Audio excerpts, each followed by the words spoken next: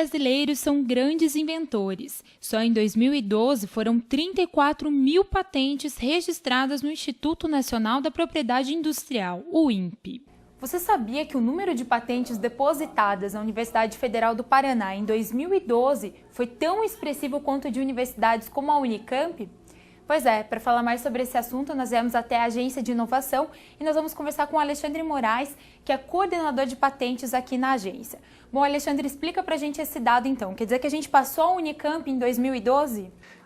O número que a gente depositou em 2012 foi tão expressivo quanto o da Unicamp em 2011. Isso mostra que a cultura de proteção dentro da universidade vem se desenvolvendo. O que a gente consegue demonstrar e consegue visualizar aqui no gráfico, que nos últimos meses houve um boom de depósitos de patente. Isso é reflexo de um trabalho que a Agência de Inovação vem realizando de disseminação da cultura da proteção. A gente observa aqui que de 2010 para 2012 houve um aumento de quase 100% do banco. Isso é um número muito expressivo, considerando os números das outras universidades. E aqui, esse de patentes acumuladas, nós somos a 225 em 2012. 225 em 2012, exatamente. Então, a gente consegue ver bem a evolução e eu creio que a universidade, esse número ainda não é reflexo do que é produzido aqui. Existe muita coisa ainda que pode ser protegida, a cultura ainda está sendo disseminada. A gente acredita que a Universidade Federal, em pouco tempo, vai ser uma referência em proteção, uma referência em patentes aqui no Brasil. Mas falando em patentes, então, o que é a patente? Por que patentear um produto? A patente, ela provém de uma ideia melhorada. A patente, ela precisa apresentar 3 requisitos básicos: a novidade, a atividade inventiva e a aplicação industrial.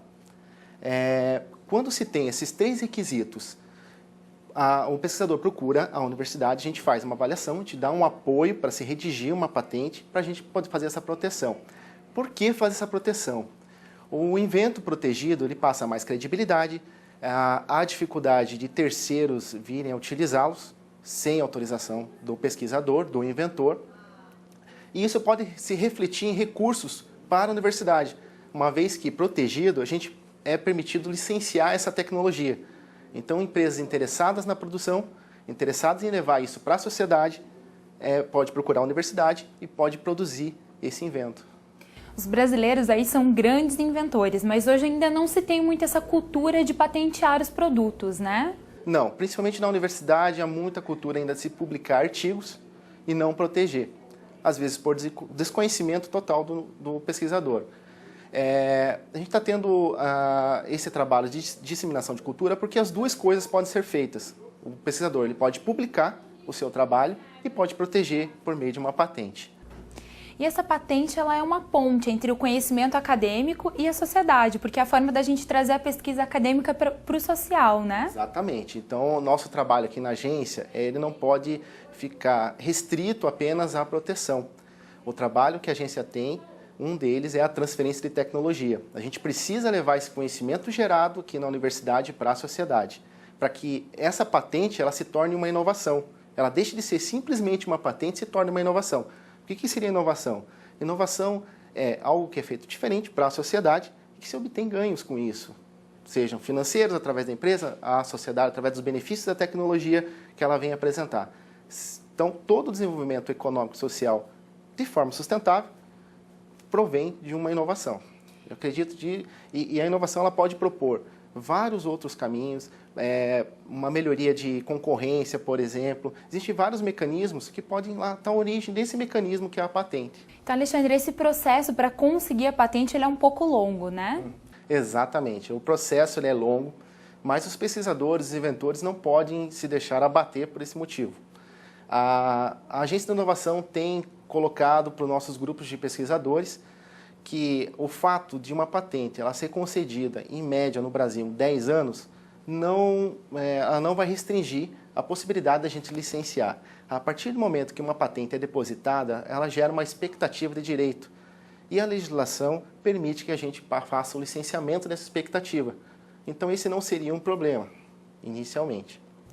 E o que significa cair a patente?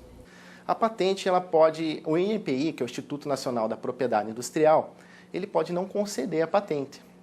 Ele pode entender que aquilo já existe ou que não preenche esses requisitos básicos para uma patente. Neste caso, ele não concede mesmo, não vai conceder. Então, nossos instrumentos legais, lógico, de parceria com quem vai produzir essas tecnologias, já prevêem essa situação. Com medicamento isso acontece bastante, né? Se tem uma patente de algum tipo de substância, aí cai a patente, outros laboratórios podem começar a produzir, né? Pode cair a patente pelo prazo, inclusive. Existem prazos legais também, uma patente ela não é eterna, existe alguns prazos de 20 anos, especificamente para a patente. Ou então o que acontece muito, que é uma pena aqui dentro da universidade, algo que é publicado, ele perde um dos requisitos, que é a novidade. No Brasil existe um dispositivo legal que é o período de graça de 12 meses para fazer a proteção, mas se o pesquisador não nos procurar nesse período, a patente se torna pública, o invento se torna público, ele não está patenteado.